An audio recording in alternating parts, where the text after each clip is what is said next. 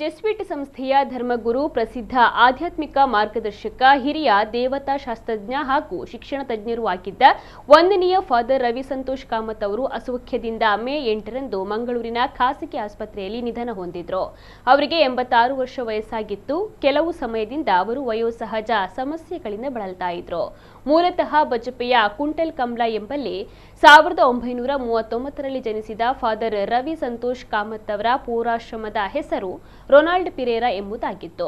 ಕುಟುಂಬದವರು ಮತ್ತು ಆಪ್ತ ಸ್ನೇಹಿತರು ಪ್ರೀತಿಯಿಂದ ಅವರನ್ನ ರೋನಿ ಎಂದು ಕರೀತಾ ಇದ್ರು. ಬಜಪೆ ಚರ್ಚ್ ಶಾಲೆಯಲ್ಲಿ ಆರಂಭಿಕ ಶಿಕ್ಷಣ, ಸಂತ ಅಲೋಷಿಯಸ್ ಕಾಲೇಜಿನಲ್ಲಿ ಉನ್ನತ ಶಿಕ್ಷಣವನ್ನ ಪಡೆದಿದ್ದ ಅವರು 1958ರಲ್ಲಿ ಕ್ಯಾಲಿಕಟ್ನ ಜೆಸ್ವಿಟ್ ಸೆಮಿನರಿಗೆ ಸೇರ್ಪಡೆಗೊಂಡು ಧರ್ಮಗುರು ಆಗಿದ್ರು.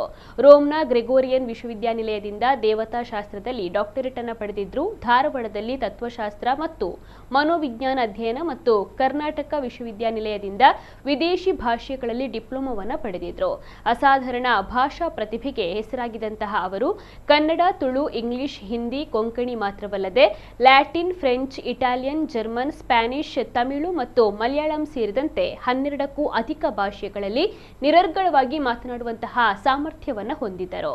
ಫಾತಿಮಾ ರಿಟ್ರೀಟ್ ಹೌಸ್ನಲ್ಲಿ ಫ್ರೆಂಚ್ ಕನೆಕ್ಷನ್ ಅಡಿಯಲ್ಲಿ ವಿದೇಶಿ ಭಾಷಾ ತರಗತಿಗಳನ್ನು ನಡೆಸ್ತಾ ಇದ್ರು.